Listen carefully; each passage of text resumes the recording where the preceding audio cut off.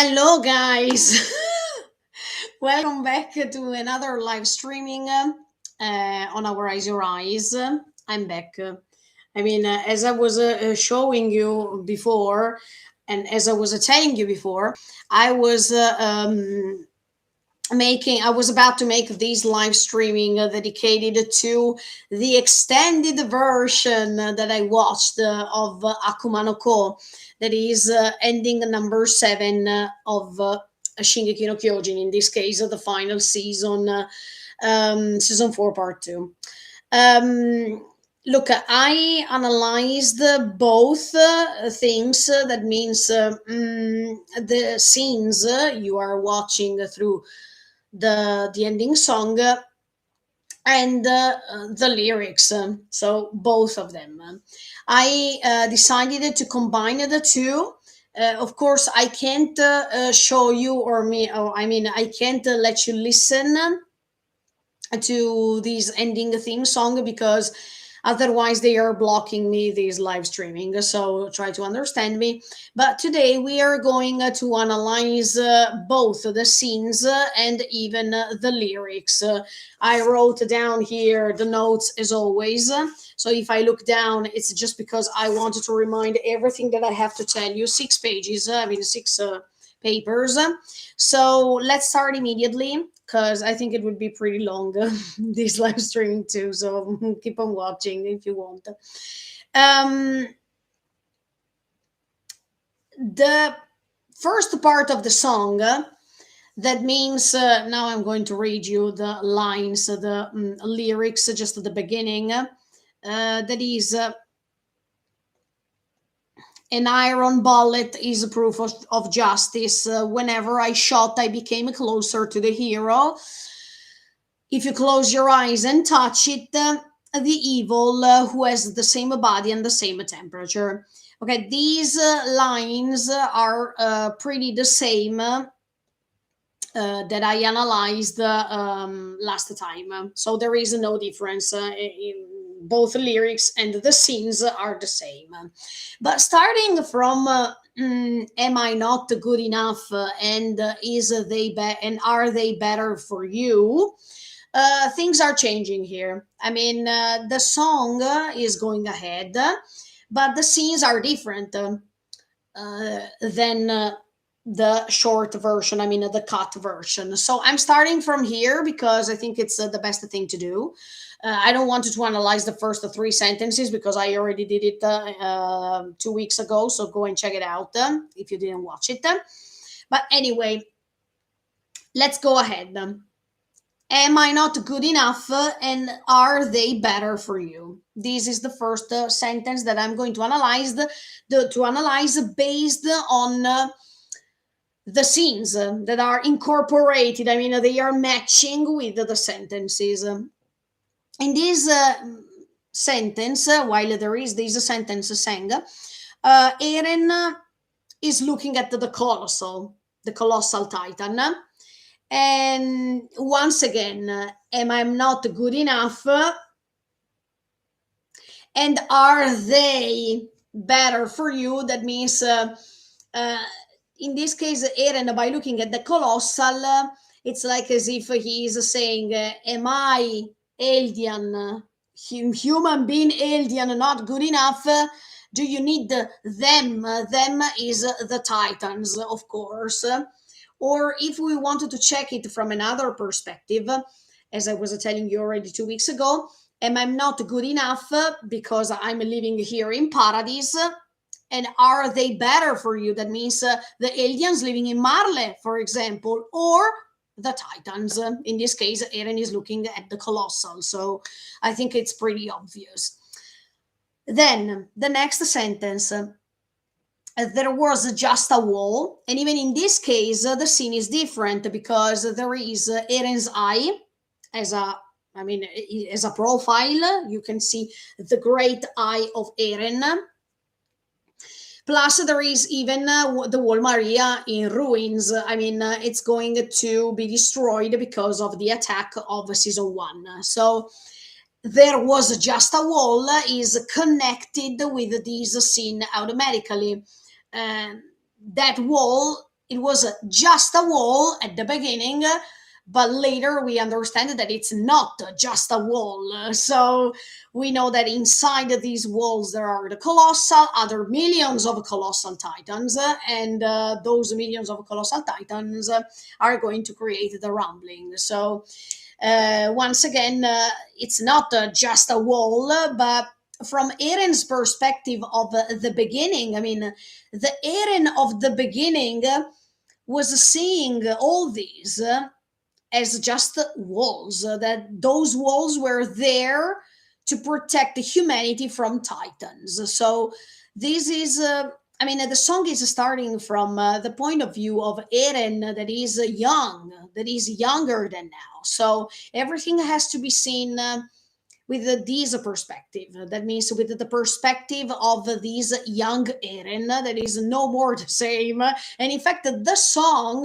the extended version of the song, is divided into two parts. I mean, it's divided between with into two parts. That means the first part is dedicated to the young Eren, while the second part is dedicated to. I mean, the first part is dedicated to the first seasons, while the second part is dedicated to the season 4 mainly. So and definitely when here the singer is saying there was just a wall, we have to interpret this from the eyes of this young Eren that is looking at the wall Maria, and in his opinion it's just a wall. um and then another sentence is, I'm reading the lyrics here in the notes, because as I told you I can't put the song. So if I look down, you know why I'm reading the lyrics. Uh, don't cry about the destiny we were born with. And okay, in this case, you see that the scene that is connected with these lyrics is Shiganshina that is going on fire. So even in this case, don't cry about the destiny we were born with. In the first seasons, of course, Eren was crying a lot, and he didn't know what to do. He was confused. He was not. He was feeling useless, and yeah, most of the times, even the fans were criticizing Eren because of this. They were saying, "Oh, Eren is crying all the times." But in this song, "Don't Cry About the Destiny We Were Born With." Of course, we are talking about aliens here, and this destiny means all these 2,000 years in which aliens were massacred, destroyed, tried to be destroyed, killed, and whatsoever. So the destiny they were born with is meaning this. That means all the aliens that they were left in paradise, and they were seen as monsters, as devils, as people who had to be killed. And but in this case, it's reflecting also Shiganshina that is on fire, and we see these not just in episode 1, but as I was telling you this morning, even in episode 78, because the context is exactly the same. But we see a different Eren now, because now he's not crying anymore as before. So this song is reflecting even not just the young Eren's point of view, but as I was telling you, even the Eren we know now. So there's no more time to cry now. And this destiny they were born with, at the beginning it seemed to be a destiny that was impossible to handle or impossible to change, because if for 2,000 years things were going like this, from some of their perspectives it was impossible for it to change. But now something is different. Now there is this hope that the world is changing towards aliens, or that the world is going to be destroyed and the aliens are going to shine, as I was telling you this morning. So these "don't cry about the destiny we were born with," it means now it's no more time to cry. Now it's time to act. And then another sentence is, "cause we are all free." Okay, now I tell you this one more time. First of all, there is the Eren of the Chosahedan moment. I mean, when he joined the Chosahedan.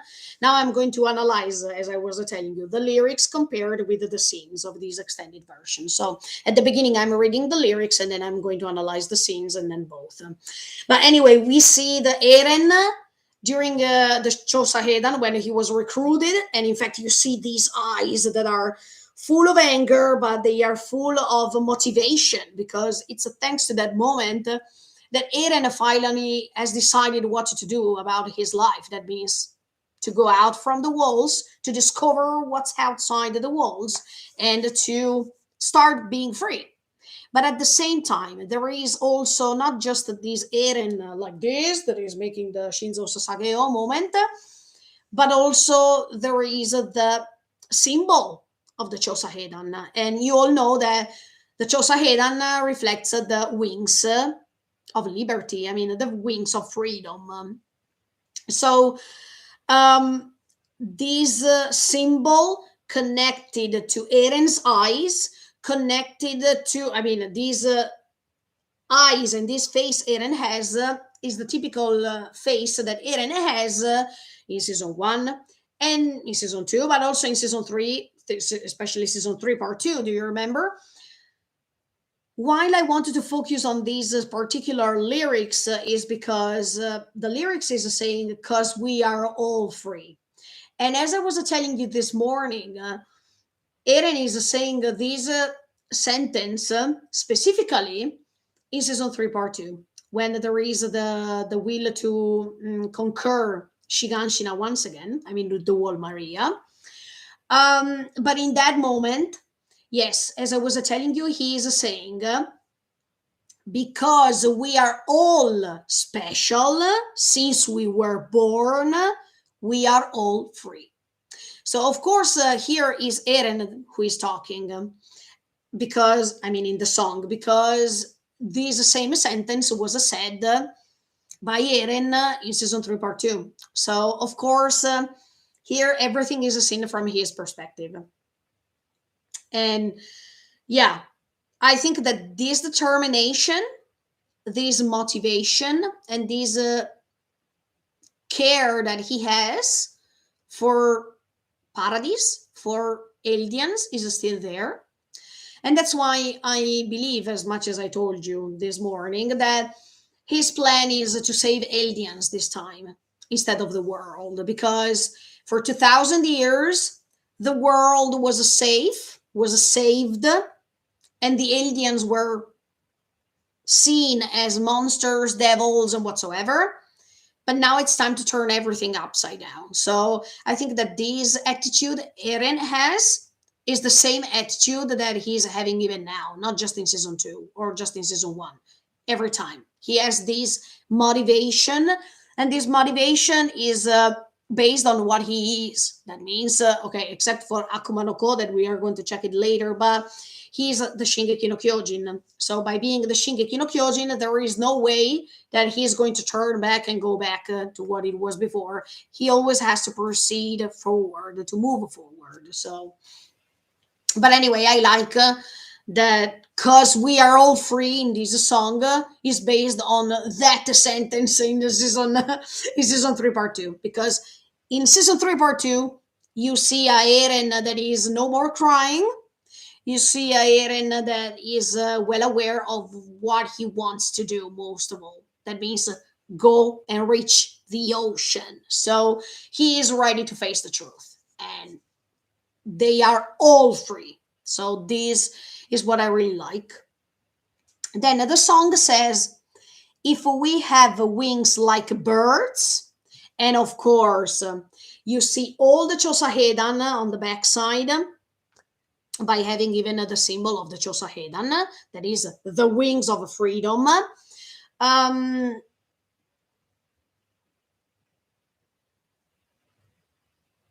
then you see some birds, and you see some birds that are going over the walls. And of course, if we have wings like birds, says the song. So as you can see, the song lyrics with the song, the scenes of the song are deeply connected. And that's why I am analyzing both of them, because one is important as much as the other one.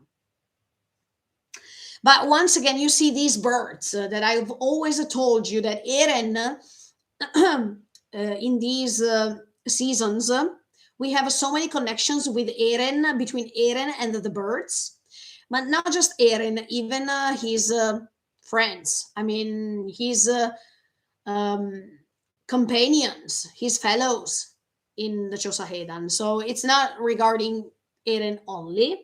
But let me tell you that Eren has this deep connection with the bird, because we have seen it so many times throughout the seasons, and we know that Eren has this deep connection with that. Also, because the bird refers to freedom, the bird that is flying on top of the walls is always meaning this.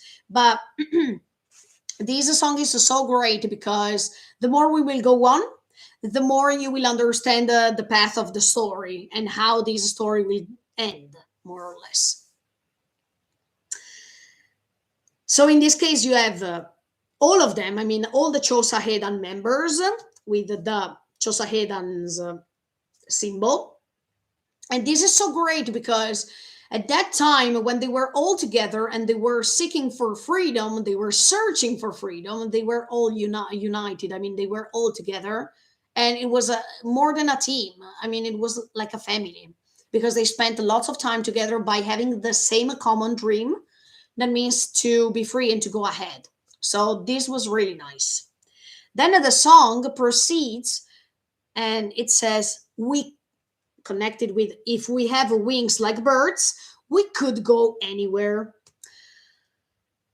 And when the song says we could go anywhere, you see Eren that is passing from one building to the other one in Shiganshina, because from one house to the other one, thanks to the ODM. And this moment in which he's moving from one house to the other one, it's like as if he is still a bird inside a cage, because he is still inside Shiganshina, and he is always trying to move from one house to the other one to reach the wall Maria. So this wall Maria is the last wall before freedom, in his opinion, in the first seasons, of course. But you see these in the song. And then, always referring to we could go anywhere, we see the continents that are outside of the walls. So the usual continents that Armin was talking about. And you see Armin with the book. That is, of course, the theme of the dream that we already analyzed many times. And we see even Eren smiling, because at that time, everything was so fine. Everything was simply awesome. You had a dream. You were just making these fantastic ideas about how the world would have been outside. And of course, from season one, you have never expected that outside the main problem were not the Titans but other human beings. So Eren, from Eren's perspective, Shiganshina was the place where humanity lived, or the place where humanity was living, and they were just defending themselves from Titans. But of course, we know that later, the more he went on, the more he discovered that the problems were not the Titans, but the problems were something else. Um, so even Armin, I wanted to say this once again, because the song is saying, if we have wings like birds, we could go anywhere. And this is so important because it means that when you're free, and when you know your ideals, when you know what's in your mind, and nothing can change your mind, nothing can change your thoughts, because these thoughts are even more important. If you have this concept of a freedom inside yourself, you can go everywhere you want, because you are not stopped. You are not forced to stay in a place forever, like a bird in a cage, right? So this song is reflecting this too, because By having this book that Armin was giving Eren, was showing to Eren, by seeing Eren smiling at that time, it meant as if those ideals that one day they would have gone away from there, that one day they would have discovered the world.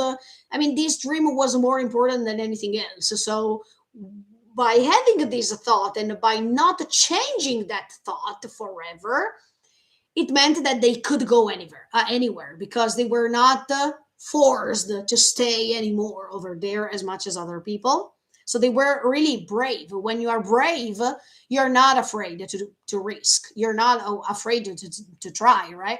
So this is the strength that these characters need to be free, to be able to be free. But then the song goes on, because the song is saying, if we have wings like birds, we could go anywhere.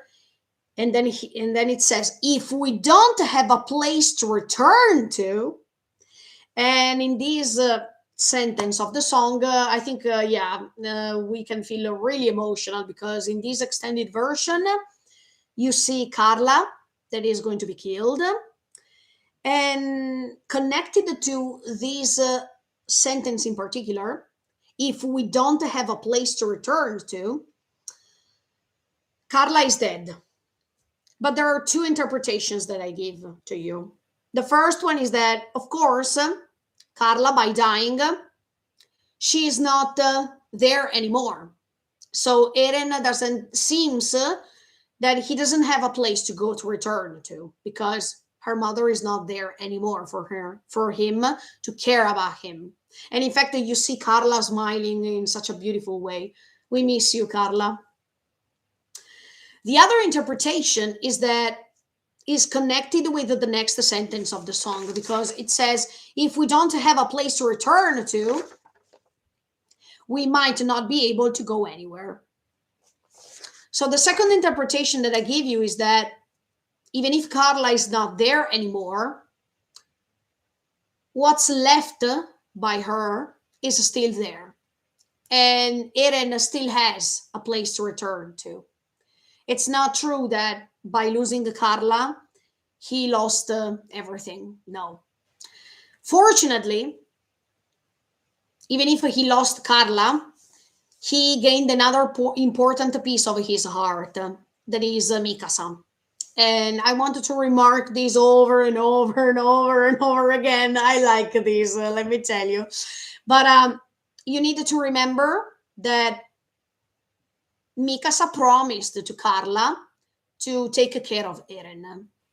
And that promise is still there. So even if Carla is dead, Eren still has a place to return to. That means Mikasa. That means their home together. So definitely, I think that this sentence is pretty powerful, connected, of course, with the next one that I told you a few seconds ago. So if we don't have a place to return to, we might not be able to go anywhere. And in fact, Eren has a place to go back through. I mean, he has a place to return to.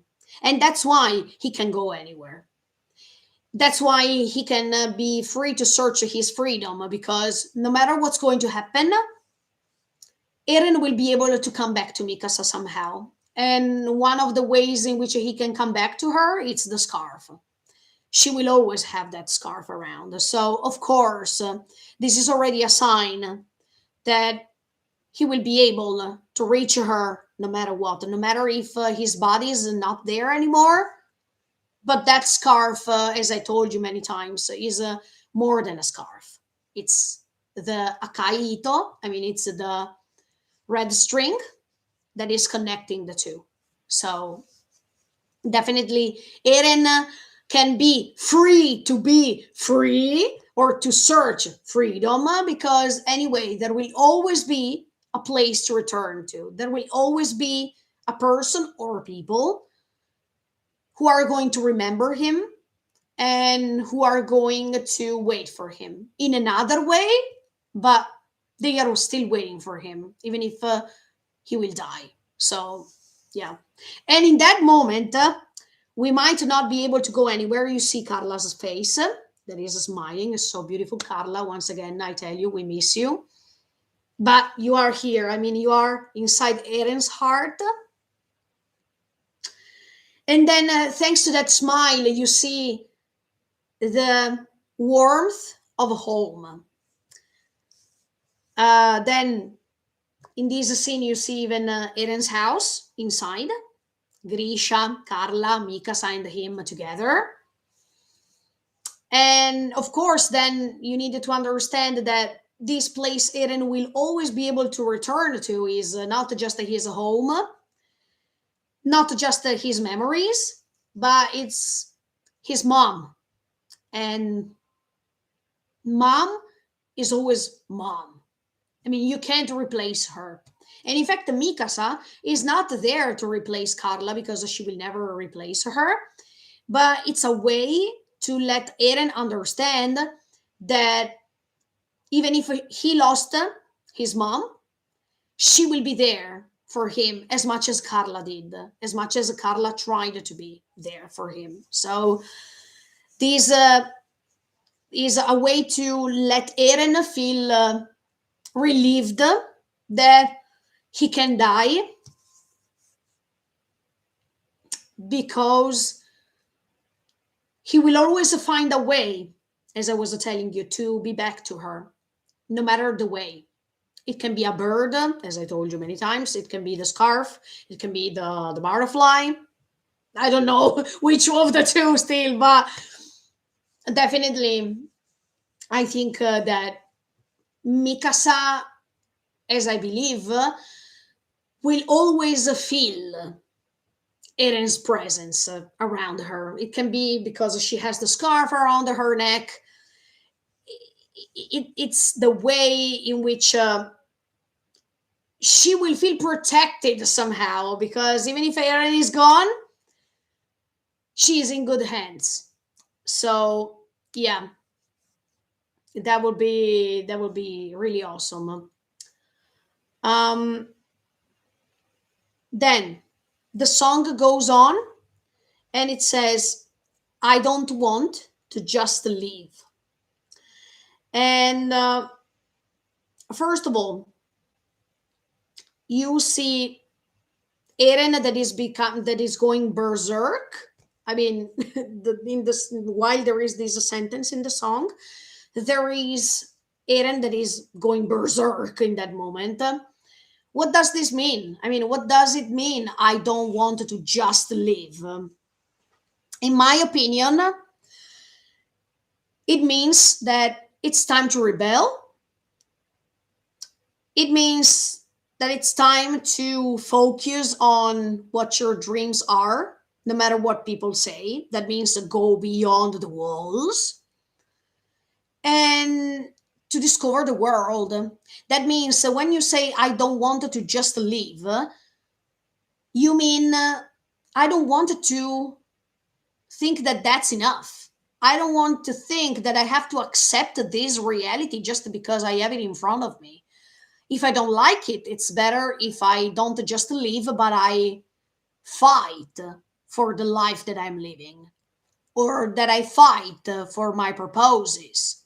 So I think that this means what it means. And in fact, in the song, he is going berserk because, of course, we know that as much as Eren is discovering the reality as it is, and as much as he understands that there is the most problem is after the ocean, he doesn't want to just leave. He doesn't want to accept this. He has to move forward and to fight for his ideals. So yeah, I think that's what it means. I mean, it's in my opinion. In fact, it's written in the title, my thoughts and analysis, my analysis. It's not the real one. Everyone can feel his or her own opinion based on his or her own experience. So this is what I felt. Oh, and then the most commented, shared, and love the sentence of the song. The world is cruel, but I still love you. Okay. um, in this, while there is this sentence, in the meantime, in this extended version, you see Eren in season one that is fighting against Annie. In season one, when you see that Eren is having this berserk mode, that he is pitch black. I mean, this is the one and only time actually in season one in that you see Eren that is transforming into a black Shingeki no Kyojin, and he is going berserk for sure. And this, of course, is connected with the world is cruel. Yes, but I still love you. And when there is, but I still love you, you see Mikasa. That is so beautiful. I agree with you, Eren. You chose the best girl, my dear. Mikasa is so pretty in that frame in the song in this moment when he says, "But I still love you."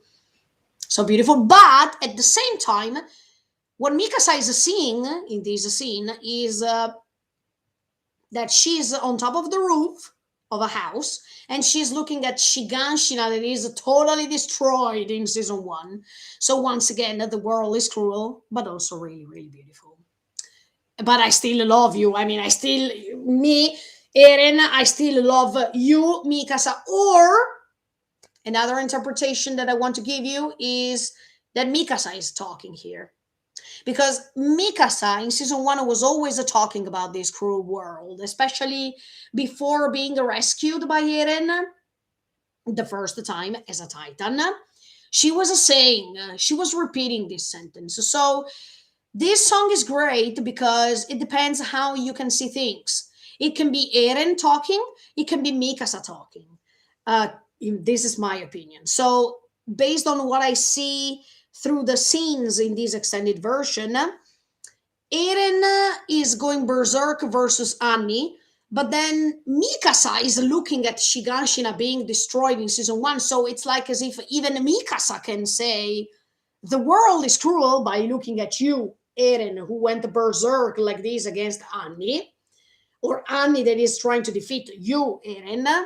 So the world is cruel anyway, because you are one against the other one. Not because of your will, but because of something else. But I, Mikasa, still love you. That means I still love you, Eren. um, and then the song goes on. Even if I sacrifice everything, I will protect you. In this case, you see two scenes in particular. You see Eren protecting Armin in season one, and Eren who is protecting Mikasa always in season one. When he, for the first time, is appearing as a Titan. So, this, even if I sacrifice everything, I will protect you. This you is not reconducted just to Mikasa in this case, but even to Armin, who is his best friend, his dear friend, like a sort of a brother. So he is going to protect both. And in fact, that you can be even plural, actually. But later we are going to discover in the next, the second part of the song, that this you can be even paradise. So, okay, let's go ahead. But anyway, here in this specific sentence, in this first part, even if I sacrifice everything of me, and in fact, we saw it so far that Eren is sacrificing his own feelings too. So I will protect you. And these two particular scenes makes you understand already what's going on. Even if this is a mistake, I don't doubt it. And throughout this sentence that while she's singing, the singer is singing, you see two particular scenes involved. That means the two betrayals. The first one, Annie's betrayal, and the second one, Reiner and Bertolt's betrayal. This mistake can be seen in different ways. I mean, the sentence is, even if this is a mistake, I don't doubt it. The mistake can be the betrayals because they are making a mistake, actually. Or the mistake can be the fact that Eren is going berserk to reveal a side of himself that is not this one. I don't doubt it. It means that no matter the mistakes that I'm making towards you or towards other people, I don't doubt what I feel. I don't doubt what I have to follow. I don't doubt my feelings or my thoughts, whatever. I don't doubt the fact that I will protect you. So this is so nice. I really like the way in which in this song you see all the words that Eren would like to say, but he can't. I mean, he doesn't have the possibility to say anything like this to Armin and Mikasa. I hope one day he will be able to say them, but at this point, I think that there's even no need to say them because with actions, he is already doing most of the things that words can handle. I mean, words can describe Eren's feelings till a certain point, but I think that what Eren is doing is already enough for people to understand how Eren cares about them. And then, what is right is believing in myself strongly. Shingeki kare wa Shingeki no Kyojin desu.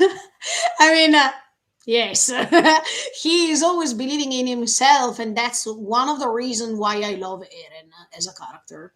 Because no matter what other people are telling him to do, no matter what other people are thinking about him, he is moving forward.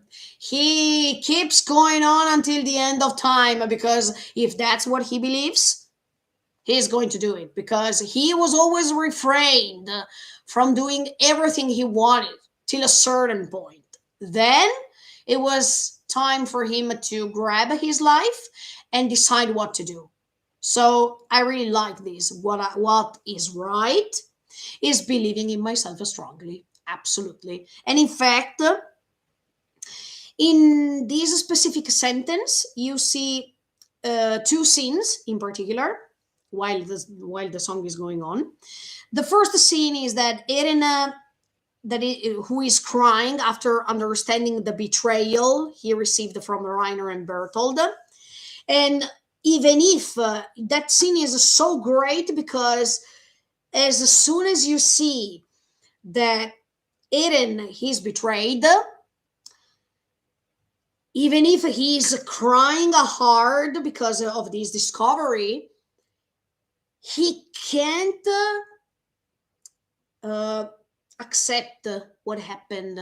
And he, even in that time, even at that time, he was putting his feelings aside and he transformed into the Shingeki no Kyojin to defeat the Reiner and Bertold anyway, in season 2.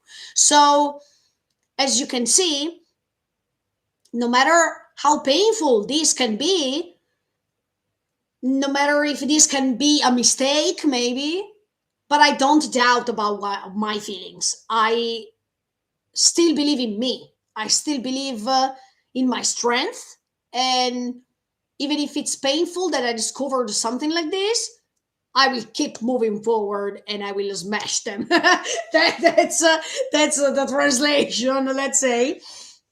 But also another scene that was appearing throughout this sentence is when Eren is transforming, it's always in season 2, to close the wall rose and to show in that moment too that even if he thought that he couldn't make it,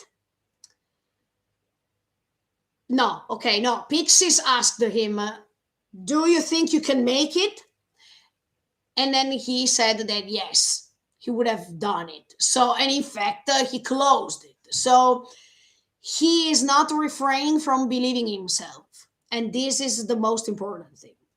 So as you can see, this is the first part of the song, but is also reflecting the first part of the story. I mean, it's reflecting season one, it's reflecting season two, sometimes even season three. But then there is a switch. I mean, after that, you see that from Eren, we pass to Falco. And that's why I wanted to tell you that once again, I think that Eren and Falco have lots of things in common. And many people are just thinking that Eren and Reiner have things in common. But yes, it's true, of course, but I don't agree. I mean, Reiner is not the only one who has many things in common with Eren. I think the other one is Falco. And in fact, in this song, you see that the first part is finishing and then Falco is emerging. And Falco in Italian, I wanted to say it one more time, Falco in Italian means hawk. It's another bird, okay? So it's like as if there is a match between birds here. But there is this moment of the song that is interrupting, and everything is moving to season four. And in fact, we see this intro of the second part of the song in which there is this bird, this hawk, because Falco is the protagonist of episode one. So, I mean, there is this hawk flying, and of course, a Falco that is seeing him. I mean, the first frames of episode one of season four. Okay. And now the song is going ahead. So now I'm going to read you the lyrics, always connected with the scenes and my thoughts about them. The first sentence is the scene of the rain of iron falling. What a great symbolism here. Yes, because of course, the iron falling, the rain of iron falling is all the weapons used in war that are falling down. That means that they are creating explosions, that are creating deaths, that are creating desperation. I mean, the typical war scene. But not just that. I mean, during this sentence, you see the scenes of war in season 4 part 1. You see in fact the men who are transformed into titans and they are falling from the sky. Once again, even in, yeah, there is a comparison. Yeah, these titans who are falling from the sky, as much as in episode 76 when we saw that the men are falling like bullets, bullets from guns. And this is like a sort of a mirror. Okay, part one and part two, they were starting almost in the same way, even if it was different. I mean, there were no titans falling from the sky, but there were men and like bullets falling from roofs. So as you can see, there is always this descending.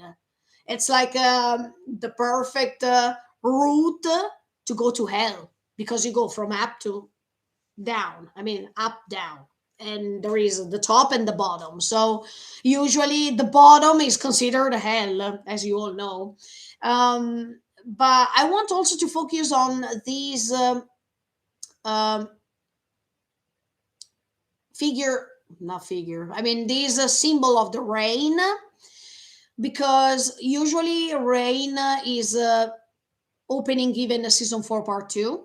You saw this with the Levi's scene. So rain rain is pretty important because it stands for sadness. It stands uh, eh, for a representation as if even the sky is crying.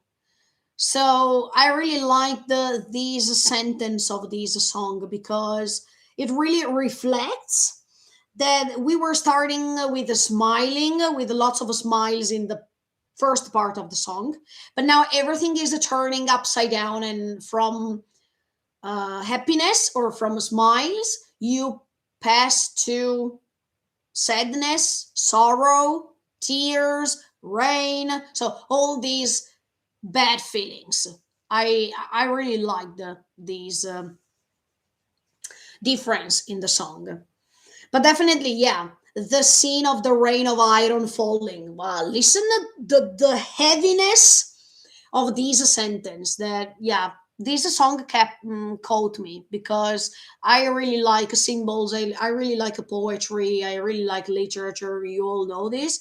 But I could see these iron falling, the bullets, like in part two. In fact, yes, this is the ending for part two.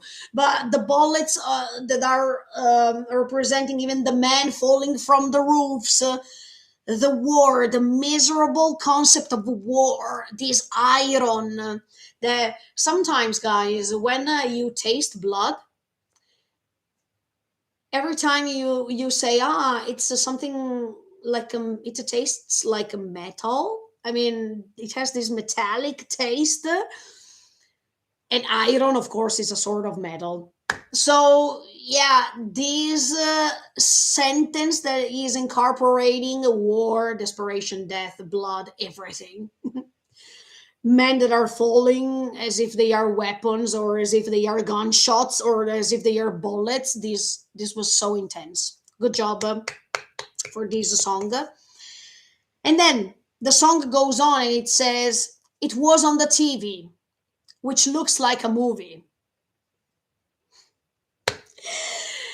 This is so great because this sentence, you think that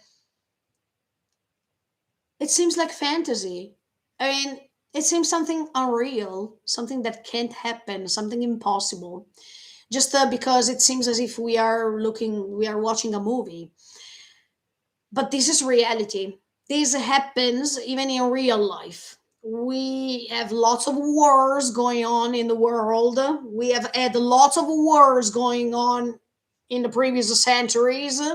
So every time you think that these can seem not realistic, that it can't affect you, no, this is a realistic portrait of humanity, of what the human beings are, and it can affect even you. So you shouldn't consider this as a show, as a something that you can think that it's not happening.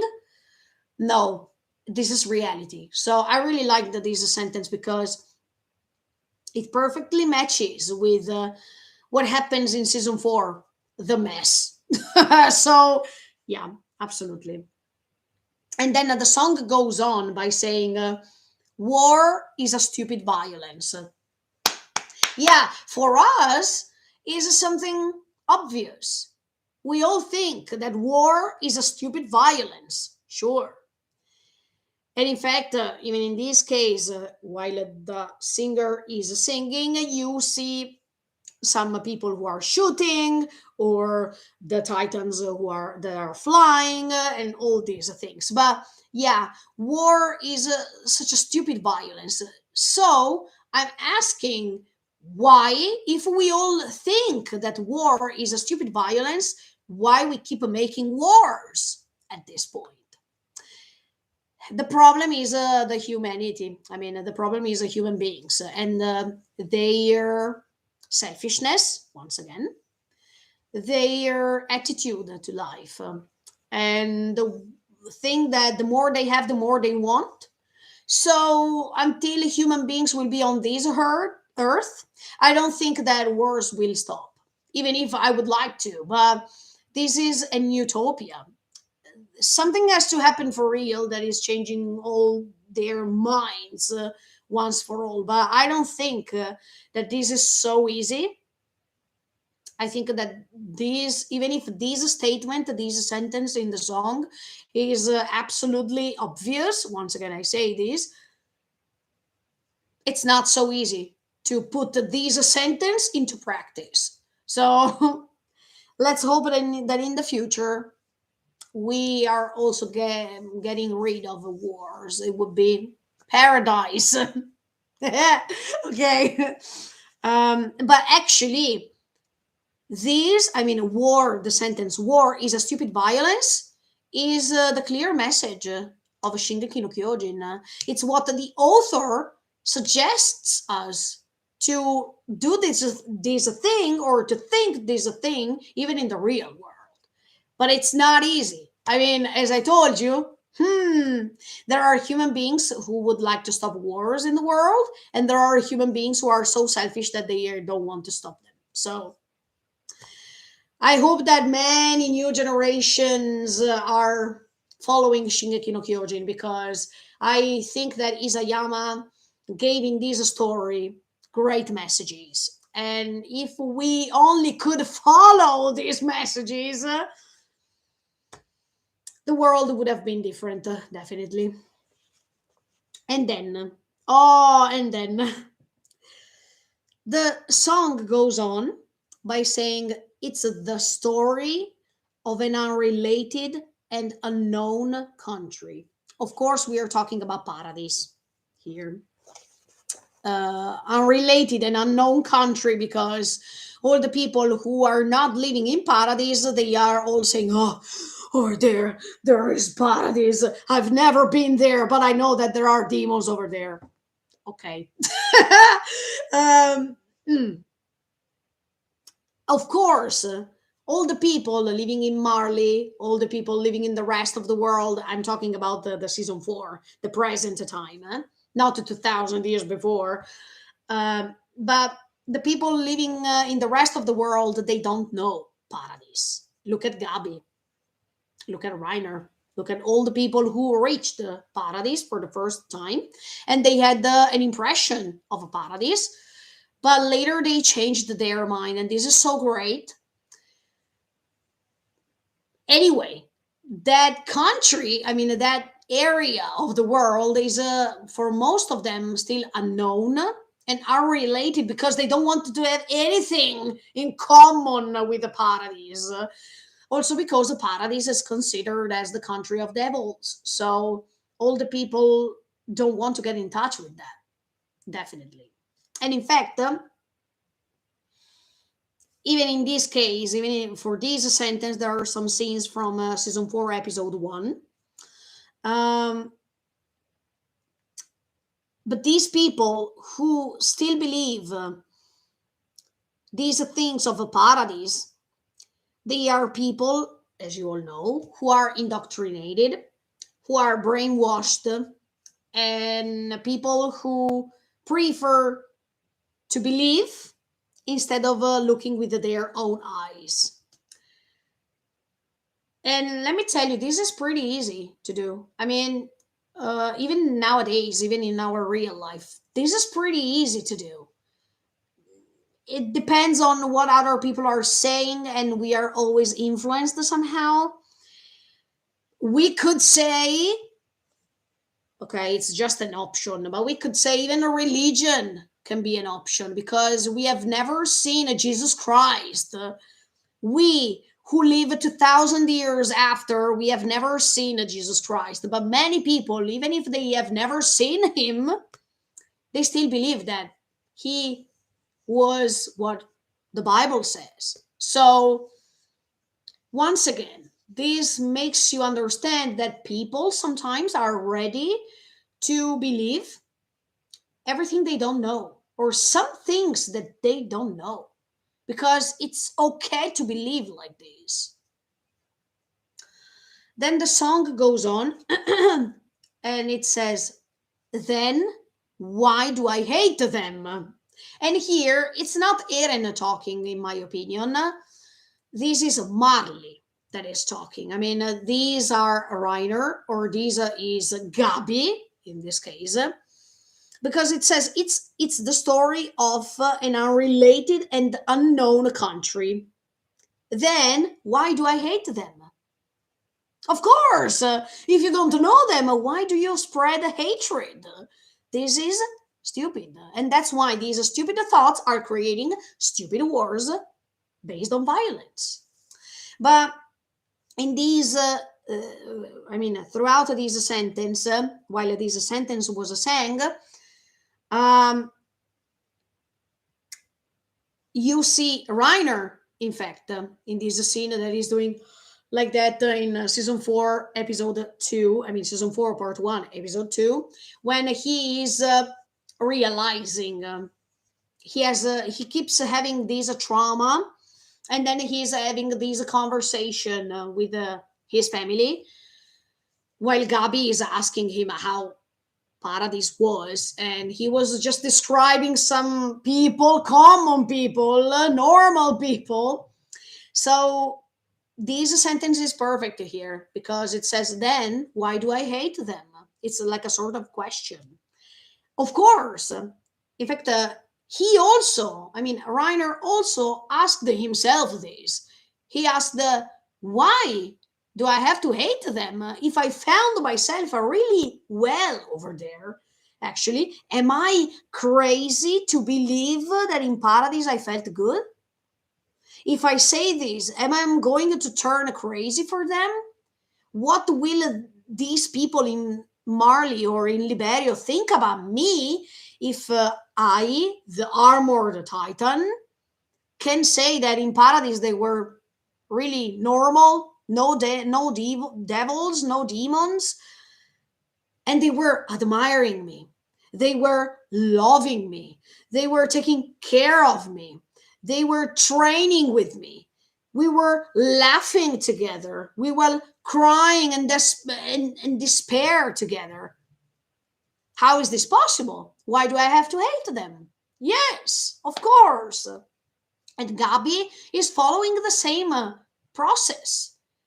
She is having the same process in her mind, because as soon as she got in touch with Sasha's dad or Sasha's parents, Sasha's uh, I mean, no, cousins, I don't know, because they are adopted, okay? But anyway, these kids, she is realizing the same thing Reiner realized before. So why do I have to hate them? And even in Gabi's case, she was accepted. She was receiving food from them. She was being cared by them.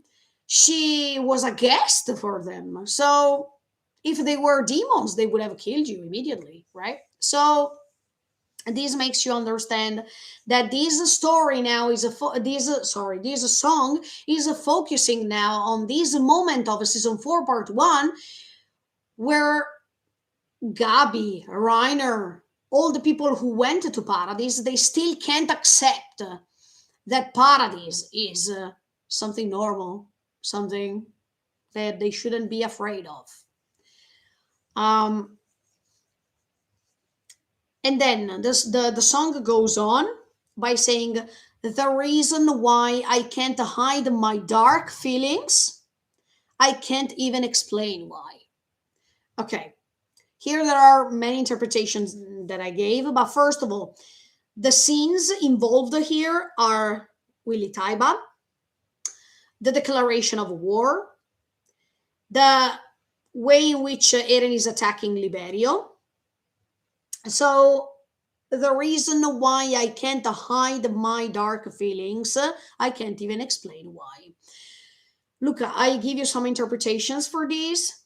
Um, of course, if it's Eren talking, he can't hide these dark feelings. That means he wants to keep going on by killing all his enemy.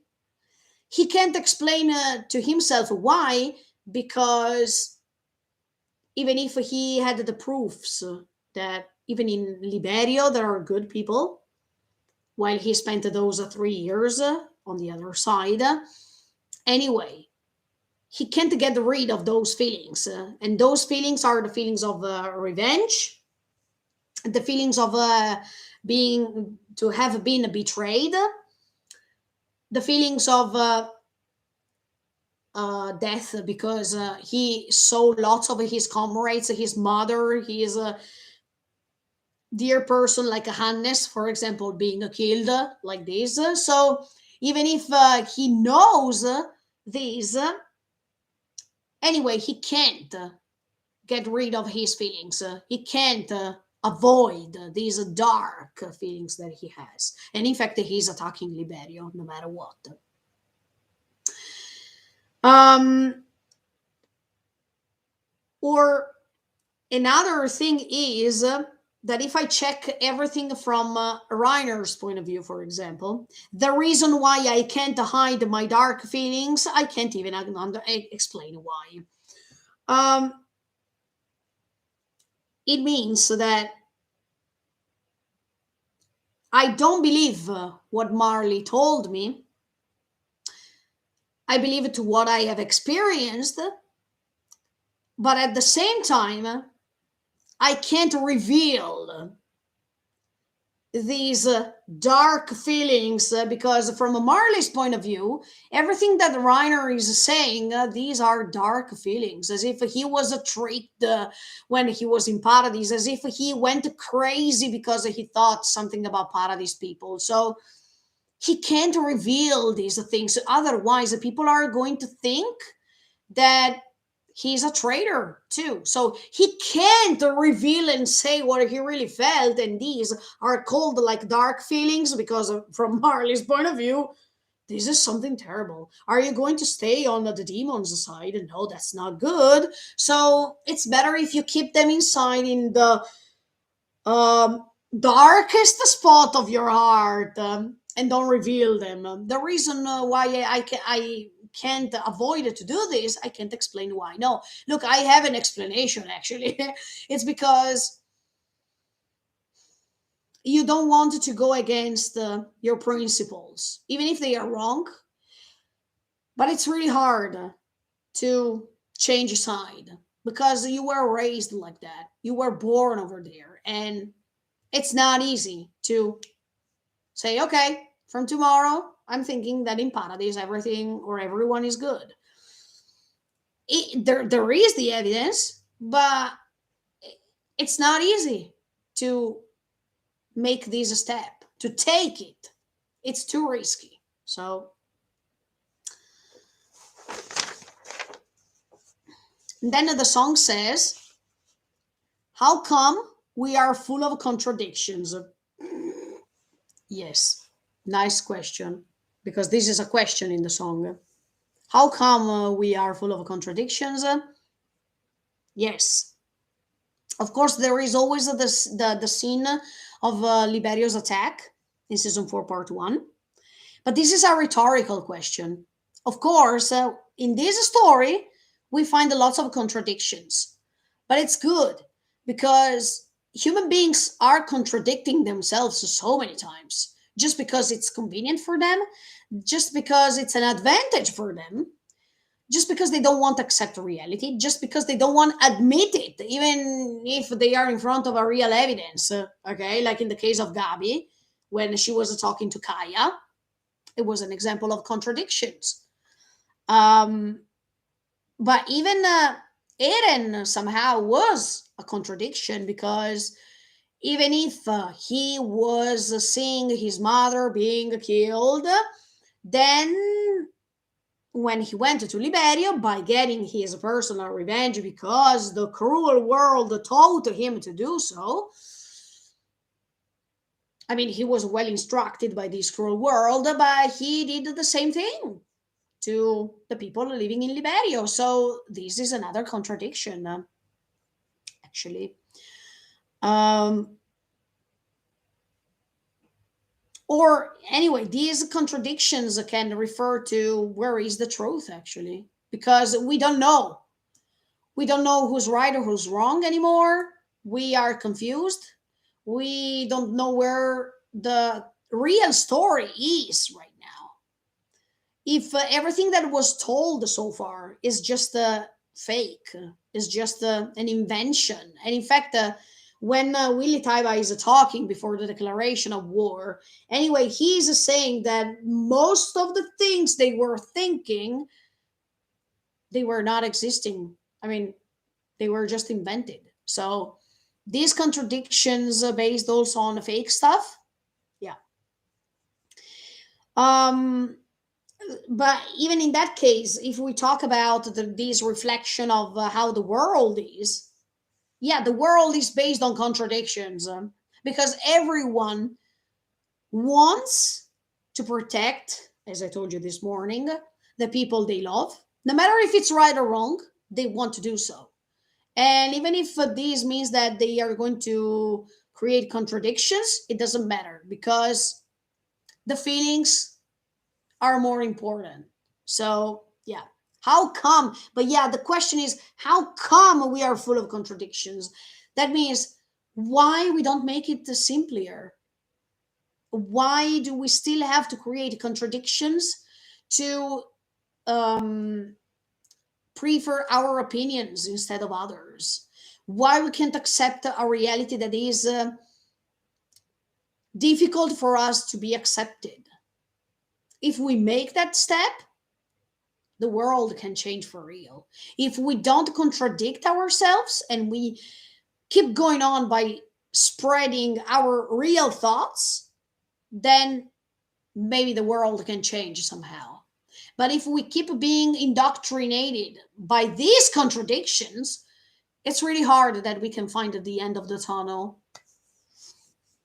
Oh, and then here there is a moment in which the singer is not singing anymore. She's taking a break. But there is the melody. And while there is this moment, look, I wrote them down. There is the baseball ball. There is the sunset scene, that beautiful sunset scene. But I wanted to tell you one thing regarding this sunset scene in this song is that in this frame, you see that Sasha, in the first frame, Sasha is, I mean, you see her and she is laughing. I mean, she's having fun. But in the frame after, always during this sunset scene, there is Connie. I mean, you see the body of Connie without his face. You see the body of Connie laying like this, and you see this shadow that is the shadow of a Sasha, but you don't see her feet, for example. That means that even in that case, Sasha was not supposed to survive because in that scene, you see her shadow only. And as much as you see Connie's body, why you can't see Sasha's body? Of course, we know why. Um, so there was this contraposition in this moment in which the singer is not singing, that I was focusing on this because, as I was telling you, even in my, I mean, in my opinion, even Connie is not going to survive, and I already explained you why. But yeah, and in fact, even Connie, you see both faces in the first frame, but then in the second frame you see Connie without the head, I mean just the body, and you see Sasha's Sasha's shadow. It's like it's another premonition, prediction, let's say, that Connie's not going to survive too. And then you see even the moment in which a Reiner wants to end his life. Uh, and at the same time, in that moment, you see that Reiner is remembering Eren, taking care of him or holding his hand because he was respecting him so much. He was devoted to Reiner. And once again, I tell you, Eren told the Reiner, I want to become like you. Okay. But anyway,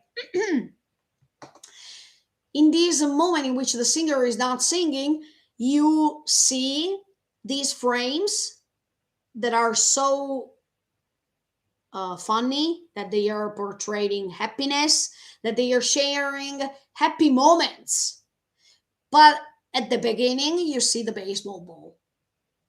So you understand that these are happy moments. Now they are just a part of the destiny that is already written somehow. And then, okay, once again, I'm drinking, just a second. Oh. Then the song comes back. I mean, the singer is back and she's ready to sing once again.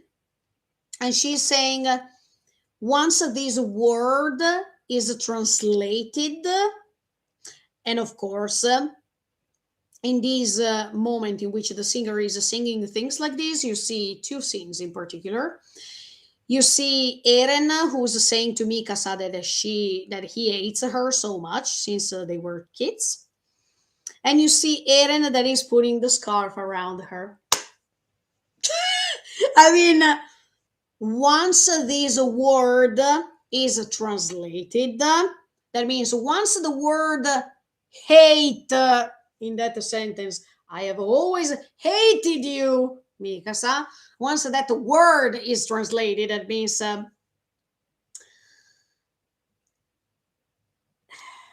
when you translate a word, it loses that translated word is losing its meaning, its original meaning, because no matter how much the translation is perfect and it's um, as good as possible, anyway, the original word has 100% meaning, that when it's translated this 100% becomes even 80, 70. It depends on the context. Okay, sometimes in different languages, when you translate different languages, it's really hard to translate the specific words because there is not the translation, there is another way to say the same thing. So that hate that Eren said to me, because of course, when it's translated, it means something else. It means totally the opposite. But he has to pretend to say something like this. We all know this. Eren is a great actor. Instead of joining the Chosahedan, he should have joined an acting club, I guess. But and the song is going on. Sorry if you hear my voice that is going because she is disappearing. I talked so many hours today. The song is saying, once this word is translated, the real meaning won't be understood. Of course. Of course, what I told you so far.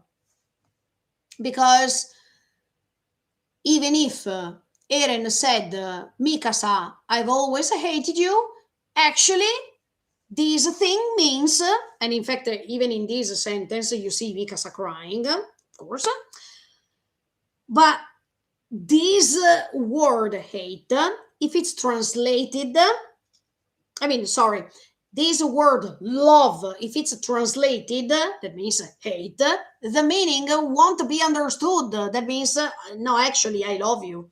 It's not that I hate you, I love you instead. And of course, Eren loves Mikasa so much. And by saying what he says, it's just a way to protect her. That's why the meaning won't be understood. Because Mikasa is still here in season 4, part 2, not doubting, confused. Because she is also saying, Armin, I don't understand why Eren told me that he hates me. Or I don't understand why he keeps saying this thing about the headaches. That, okay, I have the headaches, but why is he telling me that he hates me? Because she also know that it's not true, but she's confused by this. And of course, by Eren, by saying this thing, she's confusing her. That's his purpose. It's a when he said, I have always hated you, it means I love you. It means I want to protect you. It means stay away from me. Because if you come with me, as much as you would like to do, because I know that you love me too, and I know that you wanted to come with me, but if you come with me, you're going to be killed, maybe. It's too dangerous. So I wanted to push you away. Because if I push you away, there's a way for you to survive and for me to die, because this has to be the thing. I have to sacrifice myself for you. But if you come with me, I can't guarantee you that I can protect you. There's totally the contrary. So, of course, Mikasa can't understand this meaning behind just a few words. I mean, just one word, actually. And this song, by putting these scenes in which Mikasa is crying, in which Eren He is saying that he hates her, and then also the same Eren that is putting the scarf around her neck. Yeah, of course. Mikasa can't understand this, and she feels sad. But I'm pretty sure that if she looks deep inside her heart, as much as we are all connecting all the pictures in which Eren and Mikasa are together, she knows that Eren can't hate her. No. And in fact, Armin is already a step forward. I mean, Armin already understood what Eren wants to do. And in fact, he said, Masaka. Um, why Armin understood it before is because he's out of this feeling. I mean, he's out of this relationship. So he can see, objectively speaking, what Mikasa can't. And that's why Armin is good that he's there. Because if Armin was not there, probably Mikasa would have felt still bad.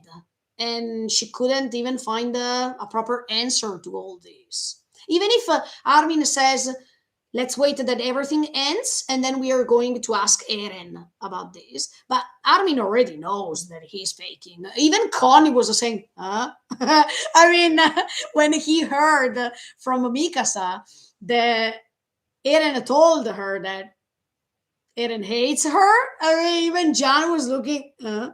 And Connie was saying, huh? So for everyone, it's obvious that Eren cares about her. So Mikasa, just wait and see. Just wait and see. No, I can't wait to see. Um, then the song goes on. I mean, we are almost reaching the end. The song goes on saying, what I believe is when opening your eyes, only the world you touch. Okay. In this, thanks to this sentence, you see the scenes in which Eren is, I don't want to say is becoming the leader of the Jaegerists because he doesn't even care about them, but he is, from Flock's perspective, he is becoming the leader of the Jaegerists. Uh, and what I believe is when opening your eyes, only the world you touch. It's like as if here the song is saying that when I can realize how the world really is, the only thing that I am seeing is the world that I can touch, that I can feel, not the stories that they were telling me before, or not these rumors that they were spread. If you are able to open your eyes, like in the case of Gabi, for example, but in the case like Eren's case, because he went there 3 years, so even Eren realized what happened on the other side of the ocean, and the fact that he wanted to go alone over there, outside, over the ocean, beyond the ocean, because he wanted to check with his eyes what the truth is. And only the world that you live, that you experience, can be comprehended, can be understood. If you're not experiencing it, you can just guess, you can just imagine, but that's not the same thing. As much as what Marley was doing with the Paradise, it was the same. They were just guessing based on what it was written in books. They were imagining, they were guessing, and they made a mistake because they thought that these theories, that these guessings were converted into reality, into experience. But this is a huge mistake. So Eren at first wanted to prove himself that even in the other side of the ocean, on the other side of the ocean, there was a person, or there were people who were good. And in fact, he met even Falco. I mean, what a better person than Falco.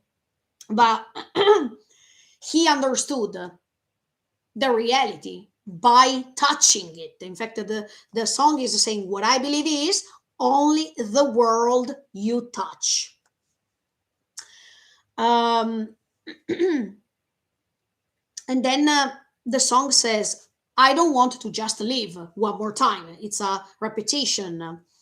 But in this moment, the scene is, oh, this is so great. Yeah, I have to tell you this. Okay. Um, First of all, when the singer is singing, I don't want to just live, you see, as much as I told you a few minutes ago of the shadow of Sasha, okay, you see the shadow of Eren on the sand, because we are in the ocean scene, but there is the shadow, and that frame is important, because as much as we see the shadow of Sasha in the sunset scene a few minutes before, here we see the shadow of Eren, and there is the bird flying. So let me be honest with you, Eren is dying. I mean, this is the translation of this frame. Eren is dying and he's reincarnating himself in the bird. Stop, because there is the shadow. Shadow is not body, is the reflection of a body. Yes, there is this reflection of light, but if there is a shadow and there is not the body, it means that there is just the soul and there is nothing else. So, but there was the bird flying on top. So, um, season 3, part 2, this scene, of course. Then I don't want to repeat what I told you for the previews. I don't want to just leave because I already told you. But one thing, oh, this surprised me a lot. In this frame, there is one moment. I mean, in this sentence, while this sentence is saying, I don't want to just live, there is one word that is yada. Yada, it means I don't want. But in this extended version, the second yada is becoming so big, so big. You can see it. I mean, I can't look. I will put the link of the song so you can go and check it out by yourself. There we go. But here we go. It's in the chat box right now. The link. But this yada, that means I don't want. Usually, when in Japanese you say yada, it means no, I don't want. Yamete. I mean, stop it. I don't want that. Yada. So it's like as if someone is feeling really sad. It's really painful. Huh? So even if this yada is connected with I don't want to just live, but that yada, it seems as if someone is complaining because somebody doesn't want to do so. And another thing is this yada. There are the two kanji, yada. But if you check around this yada, there are two birds like this, that they are flying like this. Okay. And if you notice, these birds are making, I mean, they are going like this. So they are making like a sort of a circle. And of course, the circle is the loop. I mean, the thing that is repeating over and over and over and over again. And yada is a negation. I mean, is something that you don't want to do. So is this yada referring not just to I don't want to just live? Is this yada connected to something else? Is this I don't want connected to something else? Maybe if we connect these to the circle that the birds are making, it means I don't want that this loop is repeating over and over again, maybe. But these two birds, they are flying, but they are not reaching one another. I mean, they are still too far, and they are flying, but they are not reaching the other bird. So I think that these two birds are Eren and the Mikasa flying, because they are the two birds, like in episode one, the two birds going on top of, I mean, going beyond the walls, blah, blah, blah. But these Yada, maybe, if these two birds, okay, Yada is here. There are these two birds flying that they are making a sort of circle. But these two birds, if we don't pay attention on the circle, these two birds that are flying, but they don't reach, they can be Eren and Mikasa, and one of the two is saying Yada. That means I don't want you to leave. I mean, I don't want you to go away from me, because they can't reach. So it's like as if this bird is screaming Yada to this one, and in fact the Yada is here. Okay, so it's like as if Eren is screaming Yada, or Mikasa is saying Yada. It depends on the point of view, because if Yada is saying by Eren, it means oh, I have to die, but I don't want to leave Mikasa here. I wanted to love her, and I don't want to die. But if it's Mikasa saying Yada, it's no, Eren, I don't want you to die. Stay with me. Okay, do you understand the dualism? But you can check it then. The link is in the chat box, so you can check it by yourself. So I thought this image was pretty beautiful. I really liked that, because it makes you feel that you see that scene, you see that symbolism that is super amazing.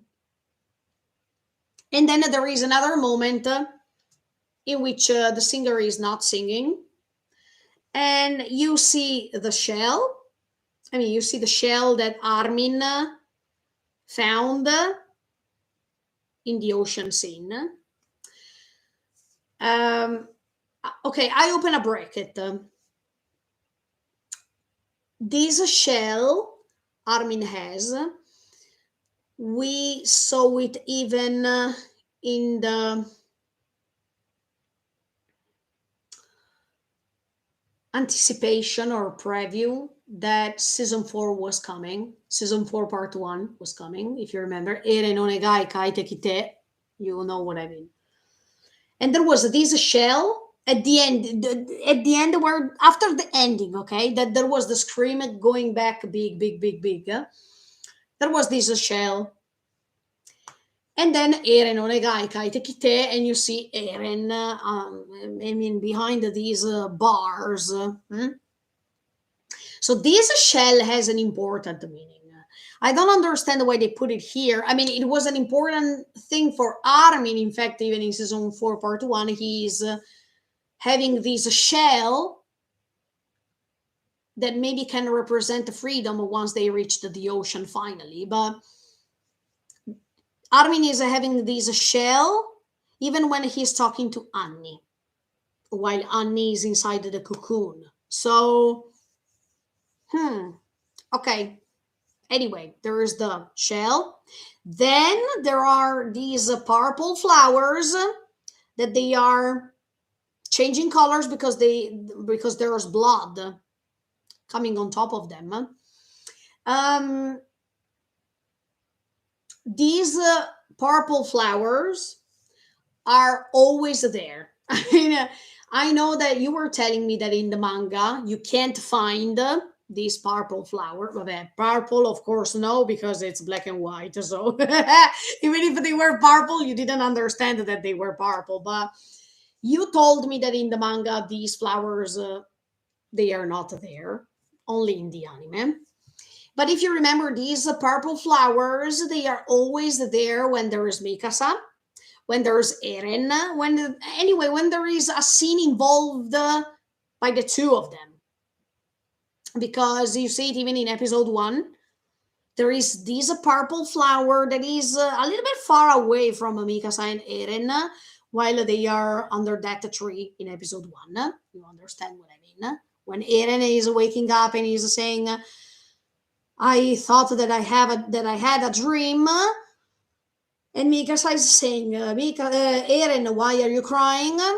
Okay, in that moment you see the flower, but you see these same flower even in other moments. But I think that even in other moments there is always or Eren or Mikasa over there.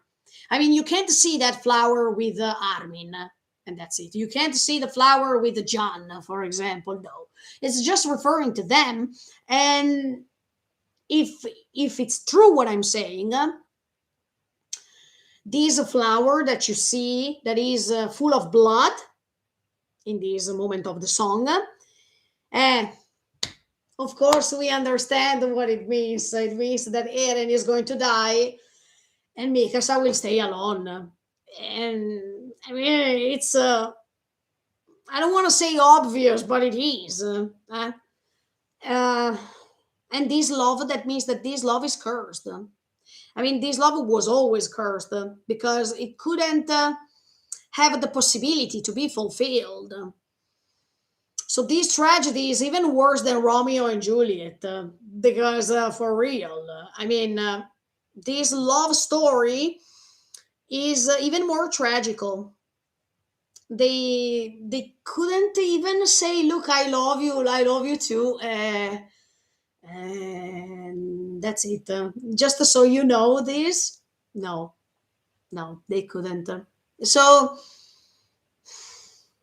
that's unfair. Why Isayama wants to make me cry? Why? But anyway, and then there are even the same scenes of the beginning of episode one, the first frames of the dream that Eren is having. But there is even the rumbling. I mean, in this case, you see these colossals who are moving, creating the rumbling. Um, I like these moments in which you see all these connections. So, is the shell connected with the? I mean, I don't understand why they put the shell with the flower. Okay, the flower, I can already imagine. I mean, that's the love between Eren and Mikasa because it's always appearing when they are together. Um, the shell, maybe because the shell is found in the ocean. I mean, next to the ocean. Does this mean that it is a symbol of freedom for Armin? Maybe. Or it's the symbol of both freedom and nightmare. I mean, freedom and condemnation to hell. Maybe.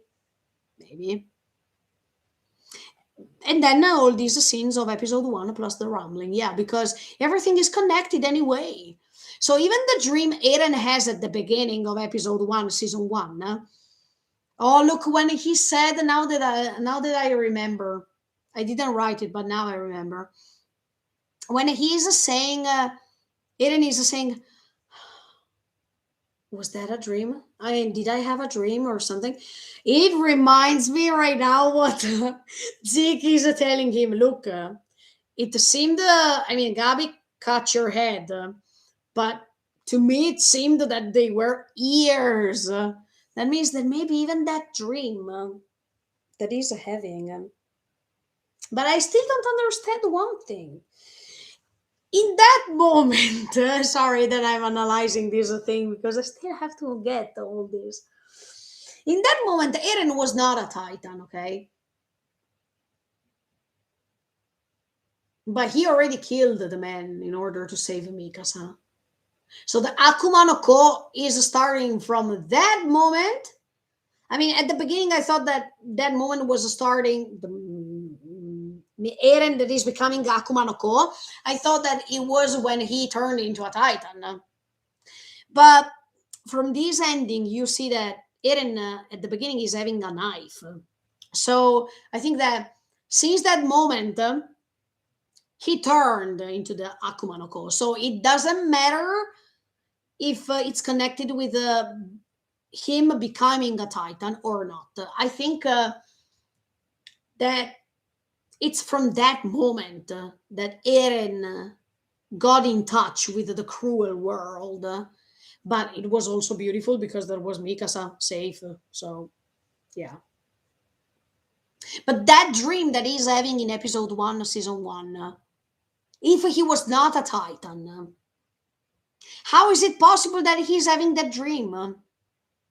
Okay, it can be Eren talking to him from the future or showing him things from the future, but if he was not a Titan, how is it supposed to be?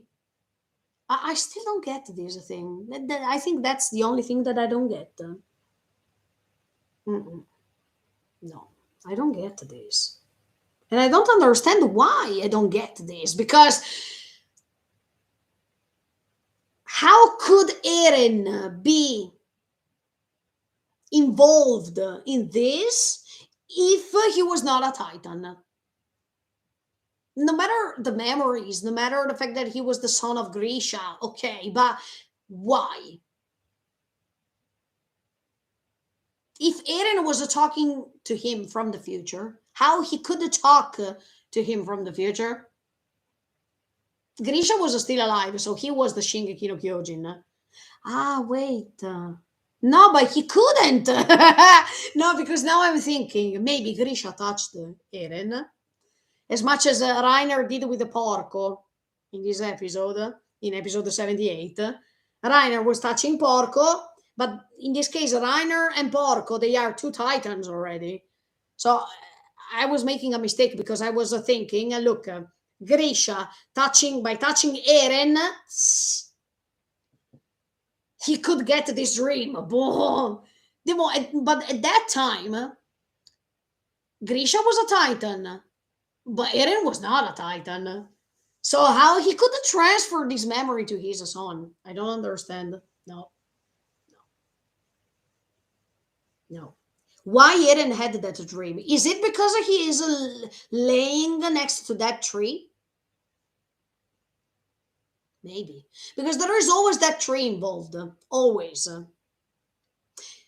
Does this tree is this tree in episode 1 connected with Ymir?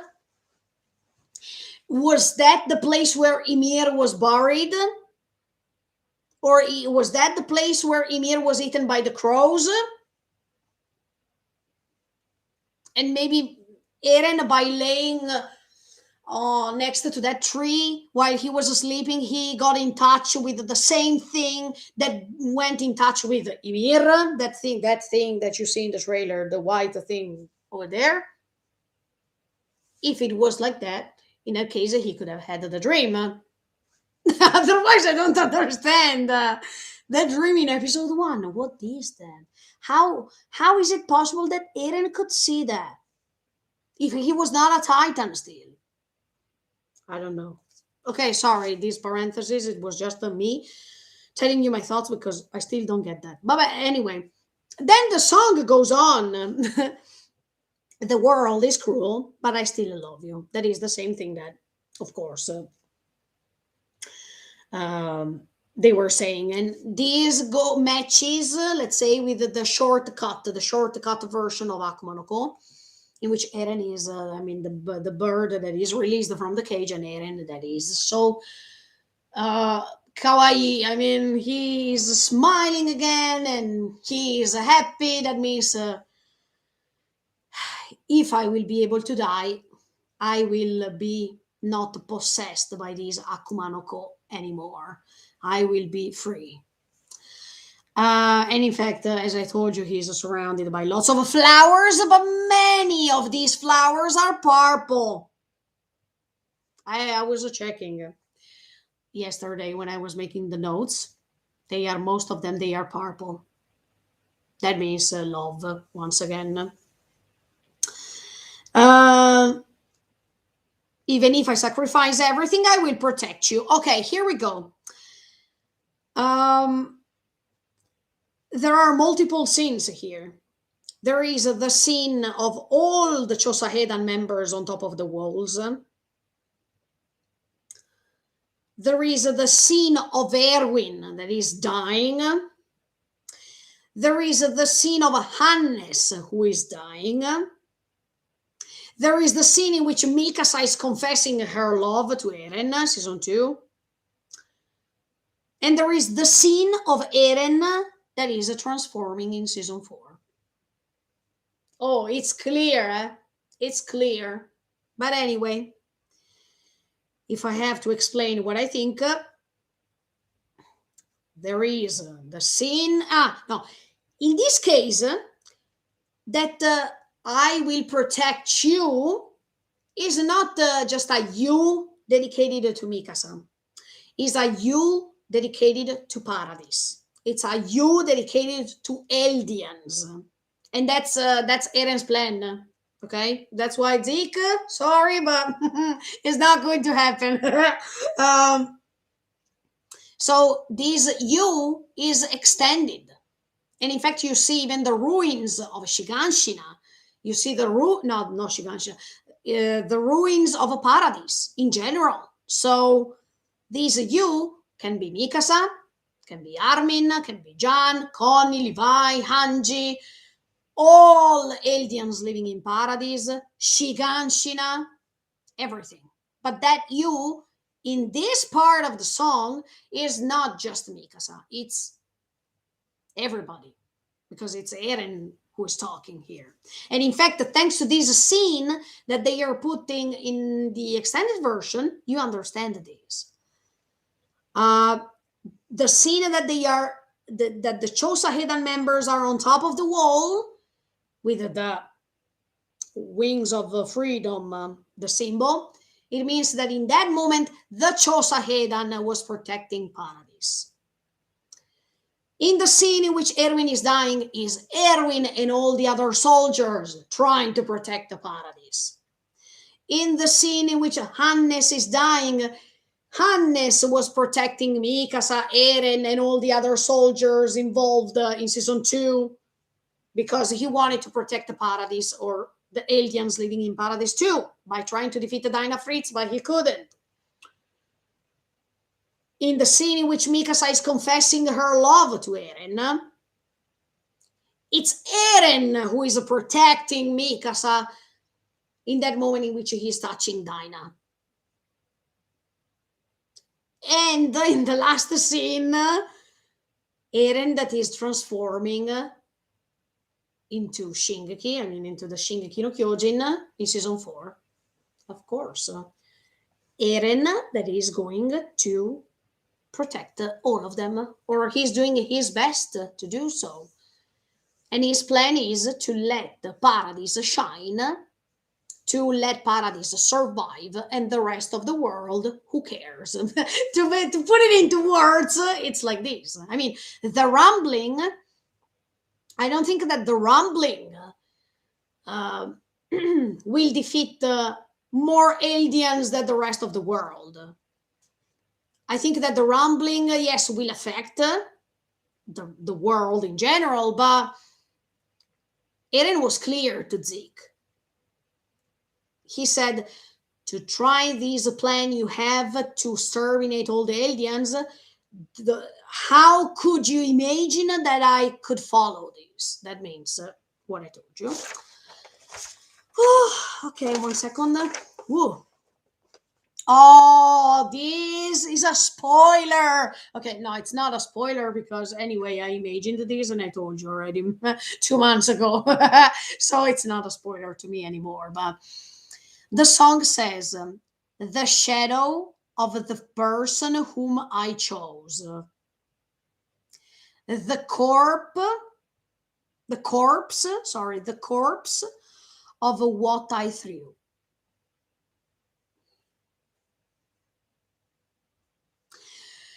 Okay. Here in this sentence, we are clearly, okay, now there is the scene, yes, the scene in which Eren is walking between flowers. And most of these flowers are purple. And the sentence is saying, the shadow of the person whom I chose, the corpse of what I threw. That means my soul will always be there. No matter if I throw my body, that means that this external part of me, the soul will always be there with me. or with the person that I chose. Mikasa. Oh, he's walking between the purple flowers, and this purple flower is always there when there is Mikasa and Eren together. So, but this means something really beautiful, really deep, really important, that is connected with the thoughts that I had in these months. That means that Eren will lose his body. Eren will not be physically there for Mikasa, but he will be there somehow. And this is so great because it means that until Mikasa will accept these signs of his presence, it can be, oh, look, it can be even another flower. For example, if Mikasa one day she's going to the park, I mean, to next to that tree that they were used to go over there, and if she finds another flower, maybe she can find a bird that is walking on the grass. She can find, well, I mean, she has the scarf already, so okay. But if until Mikasa is ready to accept these signs, Eren will never die because it's up to Mikasa. If Mikasa keeps loving her, loving him, there's no way that his energy next to her will disappear. And this is awesome. This is awesome. I think Eren will always be there for her. He promised her this, that he will always put a scarf around her neck forever.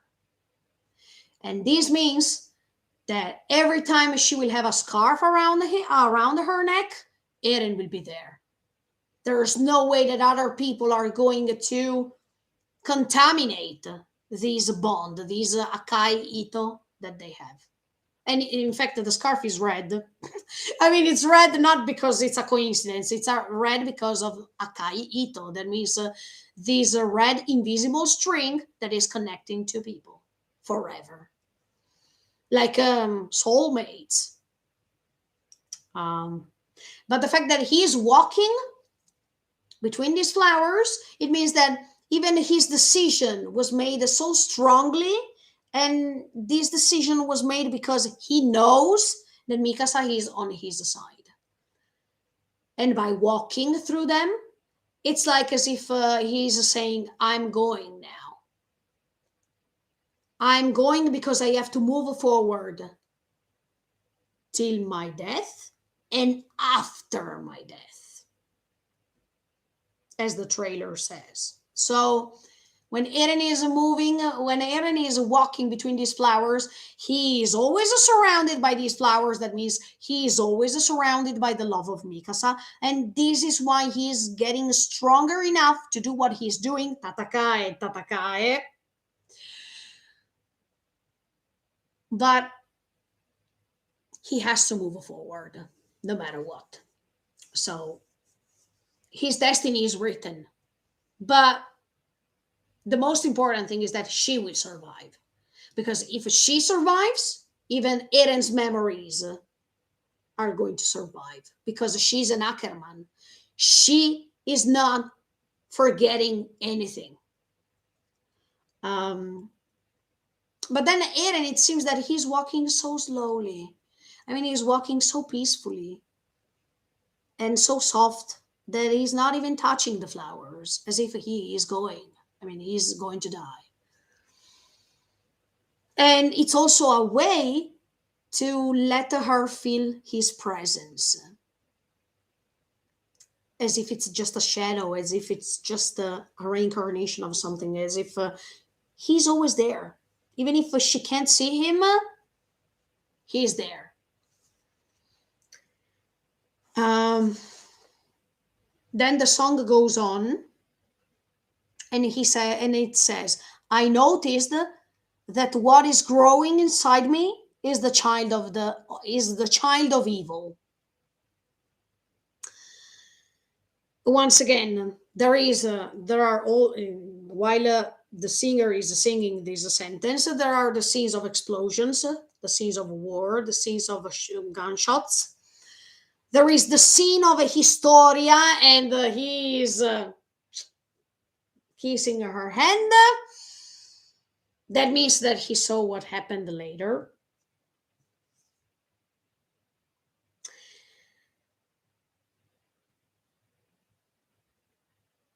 He sees even. No, wait. Yes, and then there is even the scene in which Eren is waiting for Reiner to descend from the Zeppelin in episode 76. But I mean, these scenes are pretty important because, yes, while kissing Historia's hand, he could see everything that was happening later. I told you this many months ago. And this is obvious because after that moment, he decided to go to Liberio by himself. I mean, there is this a time skip. So, of course, of course. He saw everything. And maybe it's also thanks to that scene that he grew the thought in his mind that he was an Akuma no Ko. But let me tell you, once again, I say this Akuma no Ko, Akuma is the cruel world. And he's the child of this Akuma. He is the child that is born in that cruel world. So, as I was telling you this morning, Eren, by transforming, let's say, into this Ymir final form, ultimate form of the Shiso, he will embody the cruel world. He will be in front of all of them the result of how ugly, of how how can I say, of how demonic, of how bad, of how cruel the world is. So this Akuma no Ko, by realizing that what was growing inside him was the Akuma no Ko, he decides it's better if I will be ended. It's better if somebody is going to kill me. So if they kill me, even this Akuma no Ko, even this Akuma can be gone too. So by sacrificing myself without a problem, if that's the result, if that's what's happening later, that everything will be gone, I'm ready to take that risk. So that's great. Even if it's painful, of course, but the world is still cruel. I mean, the world, just because of Eren's sacrifice, and this is my fear, is not going to change. Eren is not killing himself just because of the world, just because he is embodying all these bad things of the cruel world. Eren is killing himself, or he's sacrificing himself because he wants to be free. So there's nothing else. But what happens later will be really important because when Eren will die, Mikasa is going to suffer. So anyway, the world is cruel, but also still beautiful. Do you understand what I mean? So the world will not stop being cruel. But it depends if human beings are going to learn from what happened or not. Usually human beings don't learn. Usually. We keep making the same mistakes over and over again. So it will be really hard for humanity to understand. But yeah, so that's what I believe. Behind the justice, this is the last sentence. Yes. Behind the justice, inside of sacrifice, there is a child of evil inside my heart. Oh, this was really great as a sentence. Because, yeah, no matter what you see externally about Eren, no matter the justice he wants to fulfill, no matter the fact that he wants to sacrifice himself, there is always a problem inside himself. And this problem has to be erased because he's not feeling as if he's part of this world. So he has to go, he has to be defeated. Um, and by embodying all bad stuff, he can't survive, he can't live. And of course, while there is this sentence in the song, Eren is waking up in season 1, episode 1, and there are the crows flying, and Mikasa is in front of him. That means season 1, episode 1. And the crows, I already told you this morning, the crows are a bad omen. The crows are dark, and they can be one of the representation of the devil. So yeah, it was like as if in season 1, episode 1, we should have understood that the crows are the devil, are something bad, and they are always being attached to Eren, so we should have known. In season 1 we have lots of spoilers, guys, lots of them. Okay, guys, I finished to analyze sentence by sentence the song with the scenes and telling you my thoughts. I think this song was really nice, is really nice, and I can understand the reason why it's pretty successful. I understand this because it's emotional. It makes you feel emotional, and at the same time, it narrates, it tells you all the story of Shingeki no Kyojin in details. So if you check Akuma no Ko, the extended version, you have all the Shingeki no Kyojin in a few minutes, and not following me that I'm talking 2 hours already. But yeah, I think this song is pretty beautiful, catchy, and it will stay. It will be important even after. I'm happy that for this part of the season, everything is dedicated to Eren, his feelings, his demons, his regrets, maybe, his pain by saying things that he doesn't want to say. We are getting in touch with the dark side of this character, and the ending will not be a happy ending, but the beautiful thing is that at the end of this opening, Eren is going, but he is surrounded by lots of colors. This is so beautiful because he was always in a dark place, and for the last time, he is surrounded by colors because freedom is this: colors, possibility to express yourself. And bye, Eren. No, it's not still time to say bye to him, but it's definitely an anticipation of what's happening. So my tissues are ready. Next week I'm ready. I mean, no, next week, this is Sunday, I'm ready. And let's see you on Sunday with episode 79 or episode 20 of season 4 of Shingeki no Kyojin. Thank you so much for the support. Bye, guys. Hope you enjoyed, and stay tuned because Shingeki no Kyojin is still not finished. And let's see what's going to happen. I mean, you know this. I don't know still, but let's enjoy together. Thank you so much. Bye-bye, guys. See you. Bye.